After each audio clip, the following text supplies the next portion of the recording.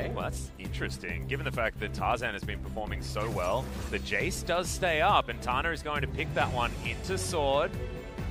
This is notably the carry that Sword does default to. Yeah, exactly. And there were things to think about, right? Like, do you lock away something like Lysandra? As Griffin say no, they're going to take the Akali. That could be for Sword on the top side of the map, and the Rek'Sai. We'll see whether it is ultimately going to be Infinity Edge is the only good choice for item number 2 on the Rek'Sai. Garen now being hovered by Janair. Certainly not going to be locked in. Should be locked in here, I think. Oh, wow, they must have misclicked and picked a good champion instead. The Lysandra is going to be locked away. 2 very solid solo lanes already picked up here for Janair Green Wings, and I think something like a Braum could actually augment this quite nicely. Yep. Get a lot of teamfight potential there with that champion, and give Kellen one of his favorite picks and make Griffin have to think about what they're going to do about the potential Lucian that could come in. Unless Root just wants to lock that one away, but I think Braum has been a little bit more of a jack of all trades when it comes to blind picking without being able to pick him in a duo.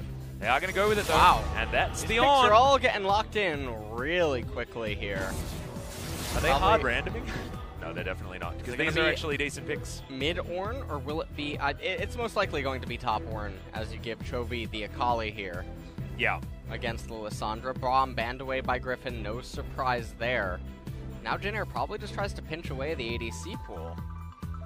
I find it really interesting, though, that you would just hard lock the Akali in blind into the mid lane when Lysandra is available. Because she's historically, even when Akali was busted strong, picked very comfortably into that Akali matchup in the mid lane, given the fact that she doesn't have very many targeted spells apart from that ultimate. Ashe going to be taken off the board here, though, by Janair Green Wings. They are able to try and get themselves the best Lucian matchup possible there on the bottom side, as Seas has been practicing a hell of a lot of Kindred recently. Actually saw him before the game getting his mechanics in order, so that is going to be banned away here as well for Janair. And will they just ban away potentially Ezreal? Instead, it's actually going to be Tahm Kench. No Thomas this game. I think Griffin want to maybe just pick support here and retain the ADC, but instead they just want to grab Ezreal. They're sort of power picking the Ezreal here, wanting to counter that support pickup, or potentially throw the Ornn towards the bottom side of the map, flex the Akali top lane, and counter pick mid lane, without Janair being able to create any jungle mid synergy that can respond to that potential mid pickup. Certainly are a lot of different things that you can do. I don't necessarily feel like Ornn and Ezreal is exactly my favorite duo there on the bottom side, but time will tell. The Thresh is going to be locked away here, so Wife Steal bottom lane online for Janair. Of course, that is part of the lore. As Seas just takes the Karthus. Thank goodness. LS is here. Karthus is locked in. He's a happy boy. He's a happy boy. Something was going to happen today. Yeah? Now, I've seen Karthus capable of doing many things across many different regions. He has managed to get quite a few people some wins where they shouldn't have probably been able to secure them. And now, Griffin, they're going to have to manage to take down Karthus, and a lot of their champions don't want to build magic resistance. No. So this will be a little bit of an interesting situation here for Griffin. I feel like Ornn definitely does. Abyssal Mask does synergize so well with what Ornn has, but otherwise, I think you're exactly right. Though. Like, who's going to be building a Hex Drinker? I guess now Ezreal fits into the build a little bit nicer, just because of the denial of double tier. Well, Akali will get the Zanyas later on. That is one of the ways that Akali can fight back against Karthus. The problem is that with the Jace and Lucian present on the team, how many members on Griffin want to be building Mercury Treads as the magic resist? And one of the answers that you can do to Karthus is you can spec into the sorcery tree. Yeah, get yourself to get the pseudo Hex Drinker. Yep.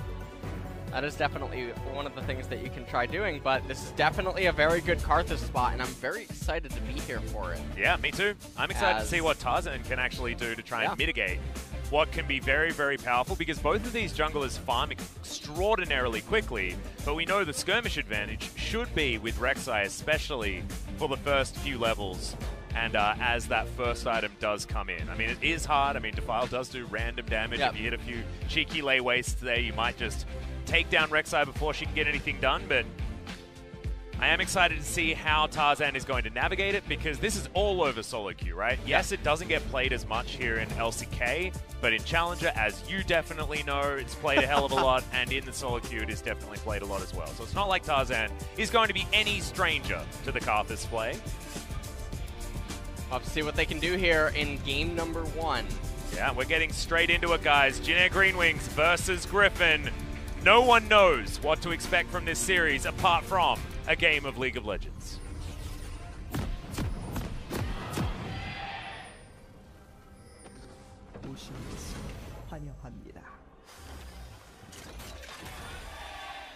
Almost skipped the Griffin chant there, but it is going to come through. We heard the Jin Air faithful so extraordinarily loud.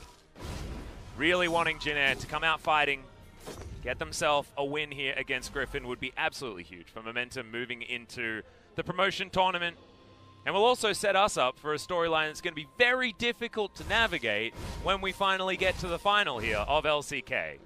Because if Griffin lose to Genji, Afrika, Jin Air, and Kingzone... Yeah, that is very anticlimactic. Some tickets might get refunded. I don't know whether they'll get refunded. It's just some analysts may find it difficult to figure out exactly what this means for the Griffin team, who was so dominant in the first round robin. We're going to check out the runes for everyone. Taking a quick gander here. Not entirely sure what we should be focusing on. This is really cool to look at. Yeah. It's like we've got too much information. Almost too excited. Yeah. That is Unsealed Spellbook for Choji. That, I think, is one of the more interesting options here. Think about it. Jin Air have probably the most ridiculous Baron with the fact that they can have 3 smites and a Karthus. No, sorry, they don't have the Karthus. 3 smites, though. And so if Jin Air ever decide to start up the Baron, Griffin just jump in there, all press their smite button at the same time and steal that one away. It's pretty exciting. Here is Tana going to go very aggressive onto Sword. Sword knows how this matchup goes, and if Rascal had anything to say about it, this is a counter pick into the Jace. Yeah. And here in game number 1, things are starting off okay for Jin Air, as Karthus is going to be able to 3-buff Tarzan here. Yeah. Tarzan's going to find himself with a little bit of an awkward route in this game. Yeah, it's just happily going to be farming up, though, and does have some CC as he gets into the lane, so having that red buff is not as important. Seen this happen a few times. That's a great double play there as Viper down to 300 health already. Aftershock in for Lehens. Doesn't take too much damage, but Jin Air winning that trade handily on the bottom side of the map. Tarzan coming in, realizing that his Raptor camp is not here. C is now pathing onto the left-hand side. Didn't actually eat his Krug camp, so we'll have a little bit of a stunted rubber band going on that. But just wants to guarantee the 3-buff, I think. Tarzan's going to be going up towards his Krug camp, but it looks like it will be Scuttle Crab going down, so we're going to have parity when it comes to the Scuttles. However, 3-buff is going to mean that this Karthus is well and truly ahead. Gets back a whole chunk of mana here as well before going towards his blue buff. And couldn't have a better time, I don't think. Manages to pick up the left side Scuttle Crab, so C's is really far ahead of Tarzan right now. He can't miss a hook in this lane so far. And what does this mean when we talk about what Jin Air have to do on the top side of the map? Because you see a Jace, and since his buffs here on 9.6, I think it's more relevant to really focus on the Jace lane to get as many turret plates as possible and get him ahead as far as possible. You lost a bit of base damage, a base health, things like that. So the need for Snowball is now even more apparent. We saw that actually come across in the Kingzone series against Griffin. Will Karthus actually be able to add that gank support, though, to the top side for Jin? Well, Tarzan, I mean, Karthus is definitely going to be a force to be reckoned with. They have a lot of kill lanes, but... Speaking of, Root does get the dash. It's a decent double play. Aftershock is in, but it's not enough. First Blood goes down, bottom side of the map, and it's picked up by Viper. And that's a really big pickup for them. Ezreal getting ahead and getting accelerated can really go blow for blow in the later stages of the game. The poke is something that Jin Air are going to struggle to deal with in the later stages, and also the hard engage that the Ornn will offer. So it's a nice little pickup for them down there. It does relieve quite a bit of pressure as Viper is finding himself with quite an advantage right now. Yeah, you can see Rude actually not deciding to go for his teleport to get back to lane. As we have a look at this one more time, just good positioning here from Tarzan, and a great engage from the lane was coming in. If you look at the minions, Jin Air weren't actually going to lose any minions had they just been backed up, but being a little bit too overextended, Griffin were able to take advantage of the error. Well, here, you got Lehens making a bit of a roam towards the top side. Tarzan nowhere in sight. But Tana actually losing out on that trade against Sword, who does Tana even getting cancelled again. Yeah, it's real bad. And as the item advantages just keep coming in here for the Ornn, it becomes easier and easier to deal with what Tana has to offer. Even has the biscuits to go with it. He's only down 9 CS right now in top lane. And he's going to be able to get that teleport back onto the minion wave. Wall of Pain comes in here. Tremor Sense spots out where Seas is. Lands some lay waste, but he will take a heck of a lot of damage. That's going to be a decent Dark Passage to get the shield, as Lehens is going down extraordinarily low. The lay waste picks it up, and Karthus, he's on the board, and that's real scary for Griffin. He also has the Dark Seal, so he just got a little bit of extra AP to boot in addition to the Dark Seal. He's gonna pick the Dark himself. Harvest, man. He's picked up a bunch of different things here by grabbing this kill. Very dark. Oh yes, things are dark. Dark day, as Karthus is almost level 6 now. Tarzan just hit level 5. And like I was mentioning earlier, the kill setup potential in all of these lanes are enormous for Karthus' Requiem. Chovy, no magic resistance. Has to be very careful against this Lissandra as Karthus approaches 6. Yeah, pretty cute use of the Twilight Shroud in the mid lane. Chovy actually getting out of the way of a couple of Qs there from Grace, so that's why he's able to keep himself pretty okay here in this lane. Does have himself a Vampire, except that the some sustain as the hook was aiming for Lehens, but Mind Game's not going to pay off here for Kellen. Top lane is all but stabilized almost at this point. Ornn is going to be sitting quite comfortable. Yeah, he's got the wave in a brilliant position. Yeah. You can see the CS is, what, like 12 in the lead, but that's sitting right outside his front door. He's in no worries of a gank. Of course, he's probably pretty happy just to keep farming things out as his camps respawn, but he'll be spotted on this control ward on the bottom side of the map, and that is fantastic for getting information for this Ornn to keep him comfortable. You can see how much Junera have invested into trying to make sure that the Jace gets ahead. 3 control wards there on the top side of the map. And that investment in gold and in movement of a lot of players and sacrifice of vision elsewhere on the map isn't necessarily paying off here, as Seas does at least steal away a blue buff. He steals away the blue buff, and he's returning to rubber band camps inside of his own jungle. As you can see, Tarzan going to go for a little bit of a desperation play. He's still level 5. Karthus is about to hit 7. So the onus is really on Griffin to make things happen right now. Is Karthus also doing the interesting thing yet again that we've seen earlier in the LCK? Sork Pen Boots rushed before the jungle item. I actually think it's really good because you get the most out of magic resist very early into the game. So you get the most out of magic penetration very early into the game. So has decided to opt into that one. Did like it when I first saw it, in theory. A little bit of a needless Mountain Drake attempt right here by Jin Air.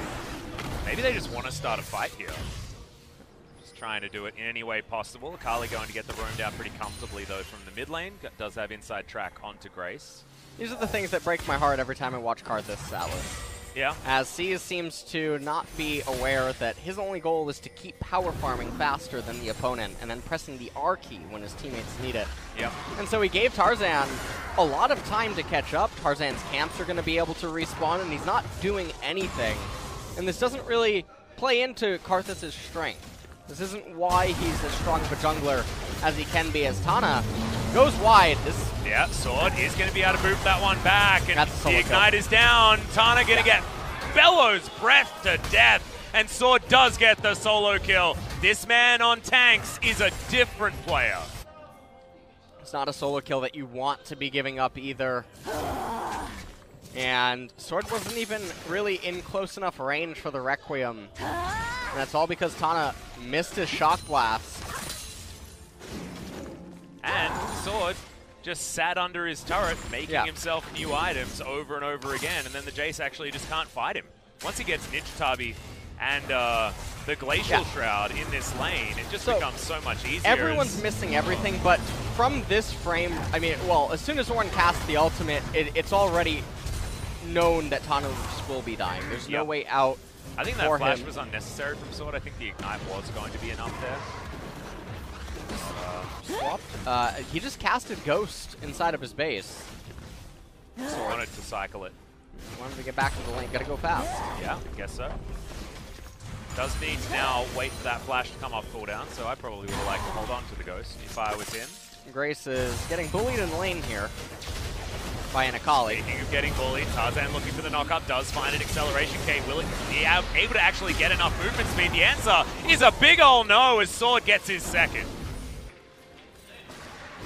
This is definitely one of the worst feelings in the world. When you are Karthus, you hit tab, see that you are up about 30 CS over the enemy jungler, but your laners just can't seem to figure out how to lane. Yeah. Sometimes there's a lot of pressure on a player when you're in a matchup that you feel like you should just win, right? Yeah. Like the Jace. Or it's not even necessarily that, right? It's that you have to win to be relevant in the later stages of the game. The onus is entirely on you to perform. Tana is feeling that, and then some, especially now that everything has gone so wrong. Very hard to play this one out as Chovy. Wall of Pain is going to come down. Hook is going to miss him as he dives on over with the ultimate. Perfect execution. Pretty relevant here for the Griffin mid laner. Chovy, very, very nice. Chovy has Ghost Cleanse. No, he is not running it down. Those are just actually two very good summoner spells right now, given the current situation. It would have been Clarity if he was running it down. No? Well, I mean, him and Rek'Sai need mana. Yeah, exactly. They never get it on their own. Which is why the mid-jungle duo is what you need. Culling flies out here from Root, does a lot of damage to Viper. Viper very happy that he went for the Iceborne Gauntlet build to have that little bit of extra armor. A lot of pressure in this lane, but does have the same CS number as that of Root. Not sure what Jin Air is actually doing. They're taking a mountain drink. That's what it is. Okay, thank you. Spoiler. All right. Yeah. They're going to do it very, very quickly in full vision. Yeah, they're going to pick it up right now, but in doing so, they continue to stun Seas on this Karthus. And it's just really perplexing. You can see that Tarzan is the same level now. As Viper has to be really careful not to fall within that threshold. Yeah, that's the problem. Anything. Like, you just don't have 2 level lead extra health. in top. Yeah, that's what happens when you get 2 kills against your lane opponent. Sword's happy just to breathe fire on Tana underneath this turret over and over again. Almost towards his second turret plate up there as only 1 minute remains on those turret plates. We give you a bit of an update. It's 1 taken by Jin Air, and 2 have been taken so far by Griffin. Double teleports coming in. That's a great hook there from Kellen, who will have the Dark Passage to bring over Seas. Viper has to flash to get out of the way, but the turret has done so much work. There it is. The first kill does go down onto the Thresh as Kellen just a little bit too far, as now Seas finds himself in the middle of nowhere. They're waiting they're not to going to kill him. Yeah. They're just going to let the back come can through. You run into the turret? No. That's so sad. Don't do it. Don't press the button, Seas. Don't waste it. Oh no, that was so well played by Griffin. You're going to need to keep going, Atlas. You're going to need to keep going. Your boy's taking too much of a beating. Yeah, no, it is a little bit sad, but it was well played by Griffin. Ran into the turret. Yeah. To get the execute so that he can enter passive, and then from there, you can locate the R key. Yeah. Look, I mean, speaking of locating the R key, Grace is going to succeed. Gets the flash off, perfect execution. Gets Chovy the kill. And he just backflips his way out with style. This is the... well, all right, we'll take another look at this. This actually all starts off great. Kellen with a super fantastic hook, setting everything up. Sees not reading where the Ezreal would be going, and then right here, he has to know they're not going to actually kill him. To allow him to get into his passive. To run into the tower. He needed to just run into the turret, a lot sooner.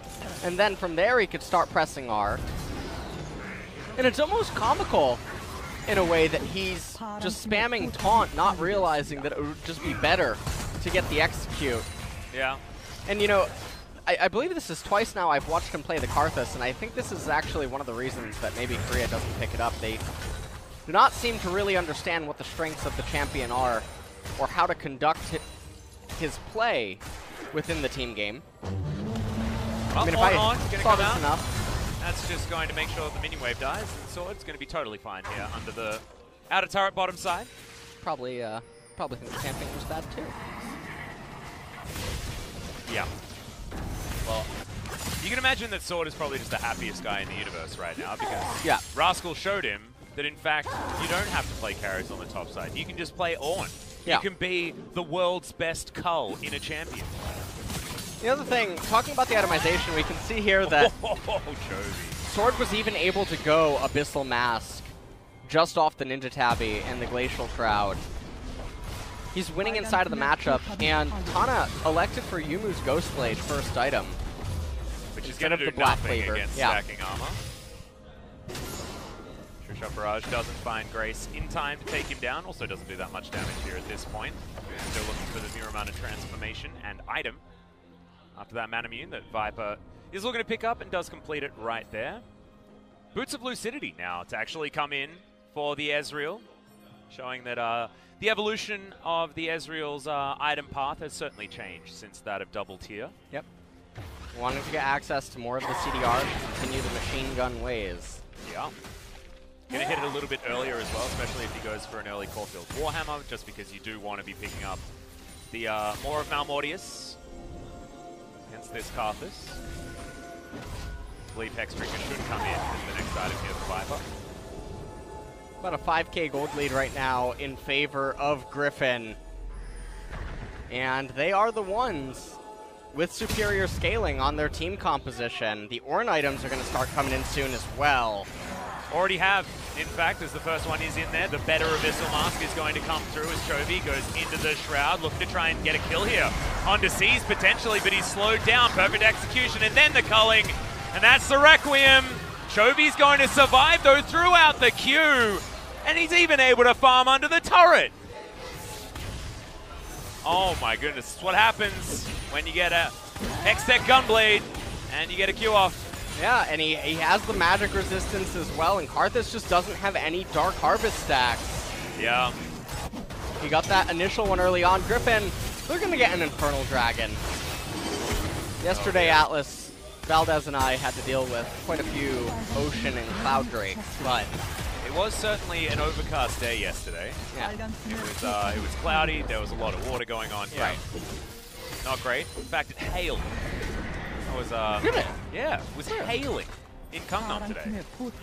Just insane. It's supposed to be spring. Huh. Very weird one. As Shelly's going to flutter head into the outer turret here in the mid lane, as Griffin had picked that one up earlier. She's not going to be able to take that turret down, but it's very close to going. And 6,000 gold is very quickly approaching as the gold lead here for Griffin. Fastly. I'm getting confused. As the Karthus composition isn't doing what it's supposed to. My lessons with LS about what Karthus is supposed to do, this is not what's in them. This is definitely not what's in them. This is, this Karthus is something. Something. I'm gonna reserve my my words. And do you know what's also insane? Yeah, I mean, we've already heard from Selfmade that there is one correct choice when it comes to second item on the Rek'Sai, and Tarzan has completely overlooked it. Yeah, that's definitely not an Infinity Edge, so I'm not quite sure. What I think that he's doing is that he wants to go into the Black Cleaver so that he has an Ornn upgrade item as well, because I'm assuming that the first one will be given to Ezreal. Yeah. Second one, Tarzan's Black Cleaver, and then perhaps the Zanya's Hourglass for Chovy. And do you give Viper the Frozen Fist upgrade that recently came in? I assume you do. Doesn't have Blade of the Ruined King completed yet. That being said, the Blade of the Not-So-Ruined King is actually a very, very strong item as far as getting that upgrade. Just frustrating that you can't necessarily choose which one gets upgraded. Interesting that Sword didn't elect for double Ornn items at level 14. He opted for the Frozen Heart instead of the Iceborne Gauntlet. Yeah. And so now, yeah, he's going to go and build it for Ezreal. Fantastic. Absolutely throws it on over. Magnificent. Yep. And now we can actually call it a Frozen Fist, and we're correct. I like that. Thanks, Riot Games. Really helping us out. 6,000 gold lead here with an Infernal Drake to boot. And all that Griffin have to do right now is invite Jin Air to come out of their base, use an Ornn ultimate to engage, or they can use the next Infernal Drake to bait them to do it as well. Well, they can use the Baron Pit to do it. We mentioned the fact that they have the potential of getting 3 smites, and they're not too worried about a potential steal here. Just too many spellbooks that have been unsealed on the side of Griffin. Not exactly the most Baron damage, even though they can tank it so well. And speaking of which, their sword, they just get rid of the Lissandra. Doesn't even have time to self-ult by the looks of things. I have a feeling that CC bar did go down, but just not spamming that button hard enough. The outer turret falls down. Griffin might even take more. Griffin are looking quite good right now. They look a cut above Jin Air Greenwings somehow. Just a hair. Yeah. Not too much. I mean, it does look like this is anyone's game. Oh, yeah. Oh, yeah. We still don't know how this one is going to go. You can't make assumptions here as Dark Passage gets Rude out of trouble. That was actually very cute by Kellen. The way he waited so long. Turret shot's actually doing some work there, but Griffin are unfazed. They take down this inner turret here in the mid lane as Tana can't even get anything here just because they can't get on top of Viper. Wall of Pain even misses him as Grace. He's looking to try and get forward. Does so with the claw, but nothing doing. Sword creates too much distance with the dash. An Arcane Shift is, of course, pretty good ability for the Ezreal. And as everyone resets briefly, a minute until the Infernal, everyone recalling. And the itemization on the side of Jin Air is just not in the position that you want to be in at this stage of the game. Take another quick look at the replay. Ornn's ultimate, turns out it's pretty okay. Yeah. But Grace didn't bother trying to either self-ult it, flash out of the way. None of the above. Definitely does not want to be found on Who Wants to Be a Millionaire. No, I don't think so. That's well and truly a none of the above. But Jin Air at least hold on to their inner turret in the mid lane. They now just need to do their very best to hold on to a Baron, and 8,000 gold being the lead, Griffin can just stand in the Baron pit with their gigantic amount of wealth and say, come at us. We actually don't care. That's a very frightening thing to deal with. Viper is now building towards his Blade of the Ruin King. He got a QSS with the Null Magic Mantle, respecting Grace there a little bit more than I was expecting him to. I thought he'd just probably try and mitigate Requiem damage. But he just doesn't really care too much about it because Seas isn't as far ahead as this Karthus should be. Looking at the CS, when a Karthus is even with his opponent, even if it is a Rek'Sai, that is a Karthus that isn't doing so well. Yeah, and in this game, it's going to be the second Infernal Drake almost for sure going over to Griffin, as that dragon is currently being taken down relatively quickly. Pretty comfortably. Feels like another day in the office here for Griffin. Chovy hanging out as some tunnels are getting cleared. Seas at least gets into the pit and does take a Dark Passage in order to keep himself safe. True Shot Barrage, cruising its way across the rift. And this game is all but over at this point. It's an 8,000 gold lead, double Infernal Drake on the side for Griffin. They could just go and get the Baron and say, hey, can you guys come in here really quick and then cast an Ornn ultimate. And it's all too easy to just run through Jin Air. They have level advantages everywhere. Yep. And Tarzan, he's got a gold bounty and he's got the Obsidian Cleaver, which I believe is what it's called. Not entirely sure. And that means he's got an extra 1,000 gold on top of that, in theory, just based on the value of his items. This is why I call on the giant walking cull, because you cash him in when he hits some high levels, and you got basically 4,000 extra gold that just goes pop into your back pocket, which ain't too bad. Cull, 300 gold, or 350. What if Cull is Ornn's dad? Who is Cull? Who is Cull? We always hear about Doran and his rings. Yeah, exactly. And his what shields and his what blades. about Cull and his weird little knife? What if Doran and Cull had a child and that's Ornn? Maybe. Maybe. I need to find who this Cull is now. We need to do some research. I was wondering what this series was going to bring us, and maybe that's what it is. Seas losing most of his health bar is spoiler alert, guys, a bad news story. Here for Jin Air, losing that cannon creep is also very bad. But it pales in comparison to what this game is turning into for Griffin. I wasn't expecting Chovy to have such a good time, but what I should have realized was that he's just so good at Akali that it doesn't really matter who he's playing against in mid lane. He will just be that good. That's a decent playback there onto Viper. Very early Requiem as they do get rid of Viper. The inner turret is still doing so much work like you mentioned. And Chovy now taking a lot of damage. The Ornhorn doesn't seem to be doing enough here as Root very far forward, but Chovy gets himself to safety. And now Jin Air have the opportunity of just chasing this one through. Sword is going to use the stopwatch, and that just means he's going to die. The sacrifice is in for the tank as now Chovy actually lying in wait, looking to try and capitalize on this. But Root is going to move that Bramble back far away. Jin Air just won a fight. 1-3. They ended up winning the fight, and the real MVP of that fight was definitely the mid-tier 2 turret.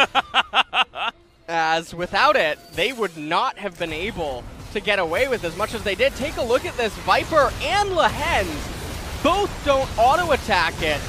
That turret is continuing to just fire down on the members of Griffin. Even right here, it hits Chovy. Yep. That turret's the MVP. That's Tony.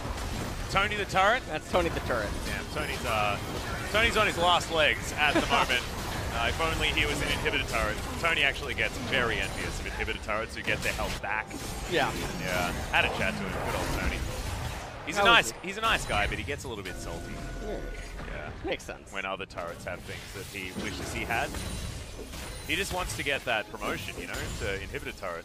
Yeah. Just never comes. What about Nexus turret? Do you want to be a Nexus turret? Oh, I don't know. Nah, I don't know. I feel like you get to be yourself a little bit more if you're an inhibitor turret, you know? You have your own sort of portion of the map. Yeah?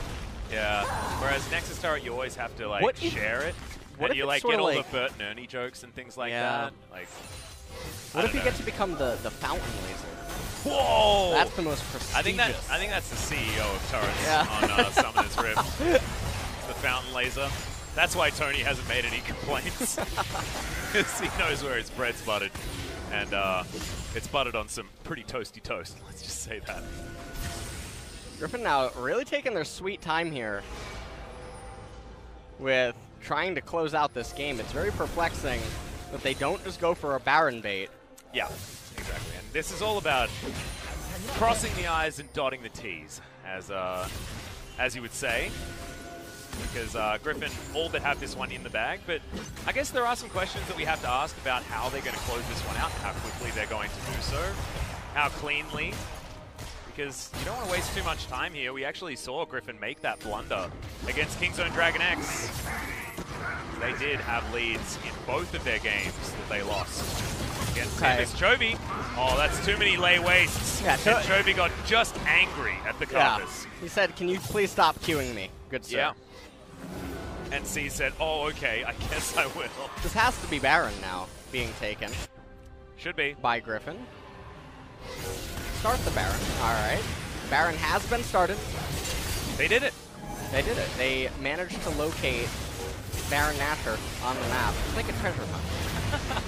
Well, Sword actually uses his teleport to get into the mid lane. He had a lot of ward options as far as getting that teleport closer, but wanted to be a little bit further away for some reason. It's Griffin.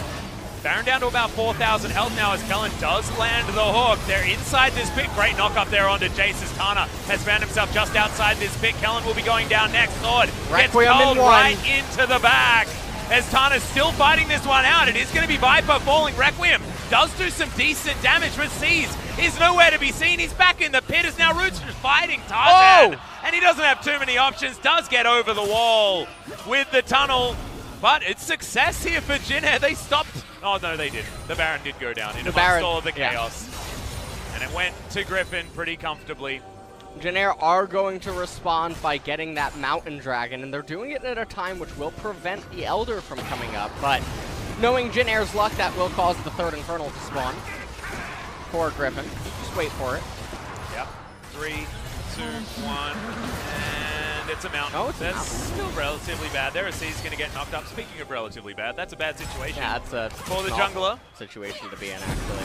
Chovy does find his exhaust, and thankfully there's a Dark Passage. That's what's going to keep Root alive this time around. Chovy will have his flashback up very, very quickly, though. That's a very That's a very intelligent ward for Lissandra to try to teleport to. Yeah, that's a That kitty. is 300 IQ ward. Unfortunately, Griffin now know exactly where it is. Yeah. So they can respect it. Would have been good if he had have gone unseen when delivering that ward in there. Now it's just a sweeper away from being irrelevant. See, the ping goes down onto it too. He's like, look, see where I gave you that ward? Okay, 12,000 gold. Almost caught myself because I thought that is a number that's way too large. But that's going to be the lead here for Griffin. Double Infernal versus Double Mountain. Jin-Air, if they could make their way to any objective to kill, those Mountain Drakes would be great. But what do we say about Mountains? They're pretty irrelevant if you're really far behind. Jin-Air, as usual, very far behind. Or are they? Maybe this is all just a cruel ploy. A cunning ruse? Yes. I don't know. We'll have to see whether the Nexus is going to survive for very much longer. Two-shot barrage ends up whiffing. Does hit the minion wave though. I think that's what Viper was aiming for. Turret, the inner on the top side of the map is going to go down. Split pushing Tarzan. On the rec side, it used to be a thing when Void Rush got you around the map. But Tarzan still going to be splitting here on the rec side with his Guardian Angel already completed. His Obsidian Cleaver also done. A 1-1-3 being executed right now by Griffin. Trying to raise any of the inhibitor turrets. Still 50 seconds remaining on the Baron, so they'll get at least one more wave after this one. There's that ward paying off as Griffin, they know about it. Grace is unable to get there. They don't back away through the lanes. They back away through the jungle because it's not Jin-Air's jungle anymore. It's theirs. Viper doesn't find that Q, but they do find the kills on these turrets. Almost all of them going down at the same time as the Ornhorn does get one knock-up, but it's not used for that. It's used just to get Jin-Air away from these structures, away from these objectives, and give Griffin a way in to just demolish this base. Ooh. That's a great triple knock-up there, though, as Seas goes down very low, tries to get himself into Devile position, and does so relatively well. But look at this Requiem. It's just not doing enough damage, and Griffin, the Karthus dies in the right spot, but he just doesn't do any damage. Yeah, he does absolutely no damage to this Griffin team composition here. As Ezreal recalls, teleports back in. They're going to go for the end of the game here. Yeah, minion waves getting followed through. Super minions are now cruising down the mid lane and the top lane as Root's going to get taken down very, very low. Hexdrinker in hand does keep him alive. As Tarzan gets booted back, he does, of course, have himself to GA. He will revive as the culling lands onto Chovy. Lahan's good guy. He's going to pick that one up with the Circle of Frost. Frost catches the Akali. Doesn't quite have the Twilight Shroud, but doesn't actually need it. Just walks away as Griffin just kiting this Jin-Air roster around. Even though Root's doing so much damage, it's just not quite enough. True Shot Barrage flies on forward. Once again, misses absolutely everyone. But Griffin, they've done enough. They've just got so much gold, so much control, and Jin-Air have basically nothing. Yep, that teleport should seal the deal. Next turret 1 goes down. Number 2 going to follow. Sees once again. Dies in a decent spot, but does absolutely no damage. As Viper hanging around this team fight is now just looking for the Nexus. As Lahan's very low. Tarzan also very low. Shock Blast does basically no damage. As Lahan's has the Unbreakable Will. Nexus next to fall down, and Griffin, they don't fall to Jin-Air. We don't have the equilibrium restored. Not yet. Just yet. Atlas, there's game 1 is over, exactly. Yeah, calm down there. I don't know. I don't know how to process what this game means just yet. So don't worry, I'm not going to go overboard. But Griffin really styled on Jin-Air in that game. Yeah, that was definitely up there with one of the least satisfying Karthus performances I've seen in the LCK, next to the other one that they had. So, definitely a letdown there. Yeah. Yeah, I feel like the event horizon is still a little further away. Yeah. In this particular series, we were wondering what it all means, but maybe it just means that the Jin-Air plane is going to crash and burn. And unfortunately, Matthew McConaughey is just going to head straight in to that weird room with all of the books. There is LCS on rerun. Over and over again. You have to watch Self-Made's Rex. You go into that room and it's just the store of League of Legends and it's only Infinity Edges. Like pushing the book off the shelf. This is the best second item. Oh, no. Oh, man. It's just ringing in our ears the entire time. Poor Matthew. Well. But, look, James Cameron didn't quite get what he wanted here from this particular game just yet. However, there are still 2 more to go. And Jin Air did try some things. I mean, they had a decent start. 3 buff at the beginning of the game, set up the Karthus to do exactly what he needed to do, but unfortunately, he decided not to do that. Right. Which was the problem. He elected going for arbitrary ganks that weren't going to really be successful, trying to capture dragons rather than farming his rubber banded camps. Didn't care about his 2-level advantage inside of the jungle. Nope. And Jin Air also weren't really doing their best to set up Requiems for him either. So if you're going to play Karthus, definitely don't play it like that. Nope.